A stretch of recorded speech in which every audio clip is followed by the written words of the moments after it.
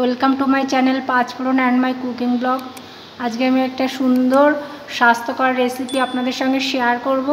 মশলা ছাড়া, কোনো মশলা দেব না। এই যে সজনের ডাঁটা দিয়ে, কুমড়ো আলু দিয়ে, শুধু কাঁচা লঙ্কা দিয়ে রান্না করব আর একটু চিংড়ি মাছ দেব।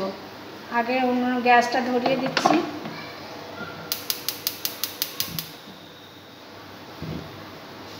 গ্যাসটা ধরিয়ে বসিয়ে দিলাম। তেল দিচ্ছি, সরিষার তেল, কাচ্চি ঘানি মাস্টার্ড অয়েল দিয়ে রান্নাটা আমি শুরু করছি। তেলও দেবো সামান্য, খুব বেশি তেল দেবো না। একটু ফোড়নে শুকনো লঙ্কা,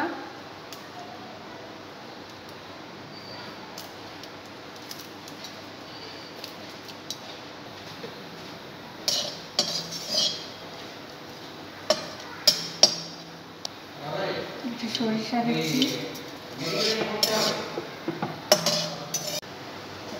আমার ফোড়ন রেডি। এবার ফোড়নের উপরে খোসা ছাড়ানো চিংড়ি মাছ দিয়ে দিচ্ছি।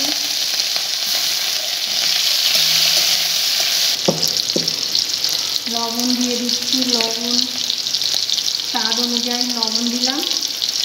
এবার দেবো হলুদ দিচ্ছি।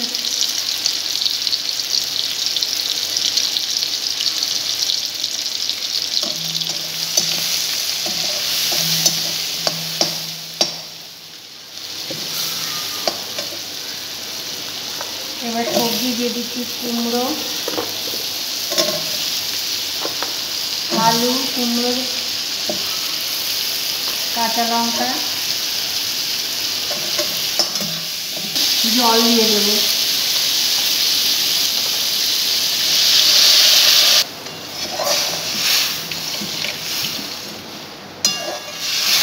একটু চিনি দিলাম, একটু মিষ্টি মিষ্টি রান্না খুব ভালো লাগে খেতে, যার জন্য একটুখানি চিনি দিয়ে দিলাম। যে ঝোলটা ফুটে উঠবে সেই সজনের ডাঁটাটা দিয়ে দেবো। আর একটুখানি হলুদ দিই।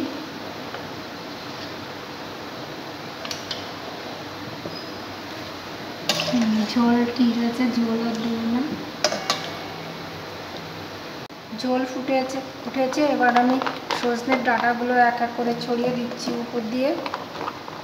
সজনের ডাঁটা দেওয়ার জন্য এটাকে আমি স্বাস্থ্যকর রান্না বলছি, কারণ সজনের ডাঁটা ভীষণ উপকারী একটা সবজি। এটা স্মল পক্স, চিকেন পক্স এগুলোকে কন্ট্রোল করে। এগুলো খাওয়া খুবই ভালো। আর মশলা ছাড়া রান্না তো খুবই আরও ভালো শরীরের পক্ষে।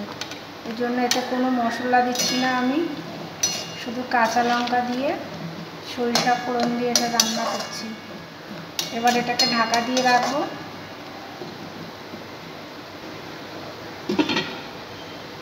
ঢাকা দিচ্ছি, আস্তে আস্তে এটা হোক। ঢাকনাটা খুলে দেখি কেমন হয়েছে সিদ্ধ সব সবজিগুলো।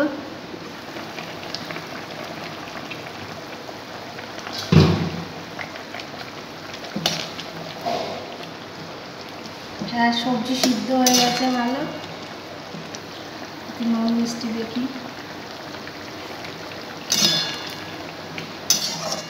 হ্যাঁ, নুন মিষ্টি ঠিক আছে। আমার সজনে দিয়ে কুমড়োর ডালনা রেসিপিটা এই পর্যন্তই। এরকমই হয়েছে। সবাই এটা ট্রাই করবেন বাড়িতে।